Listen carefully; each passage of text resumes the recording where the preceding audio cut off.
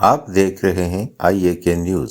امیدوار آزاد کشمیر قانون ساز اسمبلی کاشان مسعود کی نماز جنازہ ادا کر دی گئی۔ مرحوم گردے کے عارضہ میں مبتلا تھے، آج اسلام آباد اسپتال میں انتقال کر گئے۔ نماز جنازہ میں ہزاروں افراد نے شرکت کی۔ کاشان مسعود کے جسد خاکی کو جب ہجیرہ پہنچایا گیا تو ہزاروں افراد نے ان کے قافلے کا استقبال کیا۔ ان کے جسد خاکی پر پھولوں کی پتیاں نچھاور کی گئی۔ ان کے سوگ میں ہجیرہ شہر مکمل بند رہا۔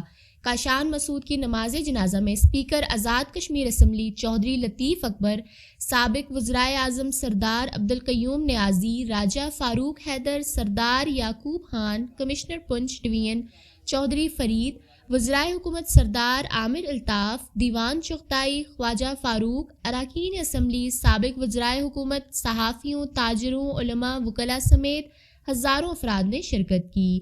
نماز جنازہ کی ادائیگی کے بعد ان کو آبائی علاقے بھنگوں میں سینکڑوں اشکبار آنکھوں کے سامنے آہوں اور سسکیوں کے ساتھ سپرد خاک کر دیا گیا۔ نماز جنازہ کے موقع پر رکت آمیز مناظر تھے، ہر آنکھ اشکبار تھی، ان کے چاہنے والے دھاڑیں مار مار کر رو رہے تھے۔ دیکھتے رہیے IAK نیوز۔